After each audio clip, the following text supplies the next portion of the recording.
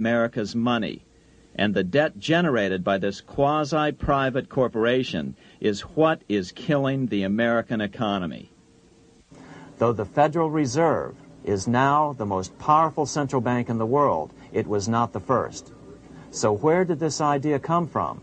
To really understand the magnitude of the problem, we have to travel back to Europe. Just who are these money changers James Madison spoke of? In the Bible, 2,000 years ago, Jesus drove the money changers from the temple. It was the only time Jesus used force during his ministry. What were money changers doing in the temple? When Jews came to Jerusalem to pay their temple tax, they could only pay it with a special coin, the half shekel of the sanctuary. This was a half ounce of pure silver about this size. It was the only coin around at that time which was pure silver and of assured weight without the image of a pagan emperor. Therefore, to Jews, the half shekel was the only coin acceptable to God. But these coins were not plentiful. The money changers had cornered the market on them. Then they raised the price, just like any other commodity, to whatever the market would bear. In other words, money changers were making exorbitant profits because they held a virtual monopoly on money. The Jews had to pay whatever they demanded. To Jesus, this totally violated the sanctity of God's house.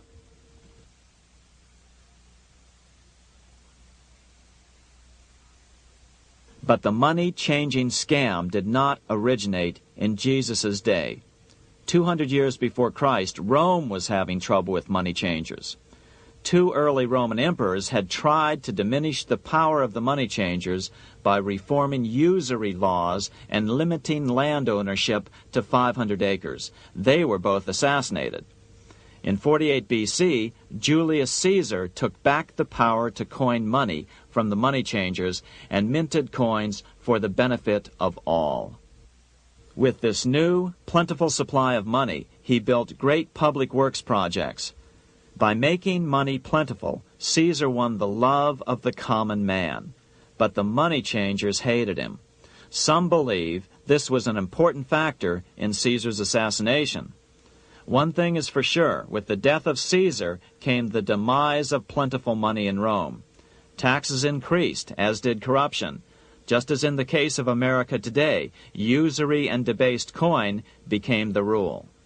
Eventually, the Roman money supply was reduced by 90%. As a result, the common people lost their lands and their homes, just as is about to happen soon in America. With the demise of plentiful money, the masses lost confidence in the Roman government and refused to support it. Rome plunged into the gloom of the Dark Ages.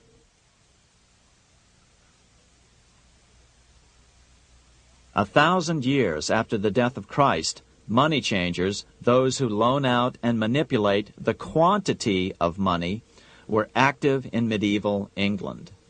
In fact, they were so active that acting together they could manipulate the entire English economy. These were not bankers per se. The money changers generally were the goldsmiths. They were the first bankers because they started keeping other people's gold for safekeeping in their vaults. The first paper money was merely a receipt for gold left at the goldsmith. Paper money caught on because it was more convenient than carrying around a lot of heavy gold and silver coins. Eventually, goldsmiths noticed that only a small fraction of the depositors ever came in and demanded their gold at any one time. Goldsmiths started cheating on the system. They discovered that they could print more money than they had gold, and usually no one would be the wiser. Then they could loan out this extra money and collect interest on it. This was the birth of fractional reserve banking. That is, loaning out many times more money than you have assets on deposit. So, if $1,000 in gold were deposited with them, they could loan out about $10,000 in paper money and draw interest payments on it, and no one would ever discover the deception. By this means, goldsmiths gradually accumulated more and more wealth and used this wealth to accumulate more and more gold. Today, this practice of loaning out more money than there are reserves is known as fractional reserve banking. Every bank in the United States is allowed to loan out at least 10 times more money than they actually have. That's why they get rich on charging, let's say, 8% interest. It's not really 8% per year, which is their income. It's 80%. That's why bank buildings are always the largest in town. But does that mean that all interest or all banking should be illegal? Hardly. In the Middle Ages, canon law, the law of the Catholic Church, forbade charging interest on loans. This concept followed the teachings of Aristotle and St. Thomas Aquinas. They taught that the purpose of money was to serve the members of society, to facilitate the exchange of goods needed to lead a virtuous life. Interest, in their belief, hindered this purpose by putting an unnecessary burden on the use of money. In other words, interest was contrary to reason and justice. Reflecting church law in the Middle Ages, Europe forbade charging interest on loans and made it a crime called usury. As commerce grew, and therefore opportunities for investment arose in the late Middle Ages, it came to be recognized that to loan money had a cost for the lender, both in risk and in lost opportunity. So some charges were allowed, but not interest per se. But all moralists, no matter what religion, condemn fraud, oppression of the poor, and injustice as clearly immoral. As we will see, fractional reserve lending is rooted in a fraud, results in widespread poverty, and reduces the value of everyone else's money. The ancient goldsmiths discovered that extra profits could be made by rowing the economy between easy money and tight money. When they made money easier to borrow, then the amount of money in circulation expanded. Money was plentiful. People took out more loans to expand their businesses. But then the money changers would tighten the money supply. They would make loans more difficult to get. What would happen? Just what happens today. A certain percentage of people could not repay their previous loans and could not take out new loans to repay the old ones. Therefore, they went bankrupt and had to sell their assets to the goldsmiths for pennies on the dollar. The same thing is still going on today. Only today, we call this rowing of the economy up and down the business cycle. Like Julius Caesar, King Henry I of England finally resolved to take the money power away from the goldsmiths about 1100 A.D. Henry could have used anything as money, seashells, feathers, or even yak dung, as is often done in remote Tibetan provinces. But he invented one of the most unusual money systems in history. It was called the tally stick system. Here I have one of the few surviving examples of this form of British money, which lasted 726 years until 1826, a tally stick. The tally system was adopted to avoid the monetary manipulation of the goldsmiths.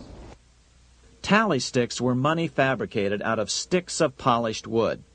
Notches were cut along one edge of the stick to indicate the denominations. Then the stick was split lengthwise through the notches so that both pieces still had a record of the notches. The king kept one half to protect against counterfeiting. Then he would spend the other half into the economy and they would circulate as money.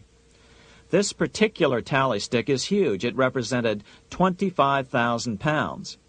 One of the original stockholders in the Bank of England purchased his original shares with this stick. In other words, he bought shares in the world's richest and most powerful corporation with a stick of wood. It's ironic that after its formation in 1694, the Bank of England attacked the tally stick system because it was money outside the power of the money changers, just as King Henry had wanted it to be. Why do people accept sticks of wood for money? That's a great question. Throughout history, people traded anything they thought had value and used as money. You see, the secret is that money is only what people agree on to use as money. What's our paper money today? It's really just paper. But here's the trick. King Henry ordered that tally sticks had to be used to pay the king's taxes. This built-in demand for tally sticks immediately made them circulate and be accepted as money. And they worked well. In fact, no other form of money has worked so well for so long as tally sticks. Keep in mind, the British Empire was built under the tally stick system. The tally stick system succeeded despite the fact that the money changers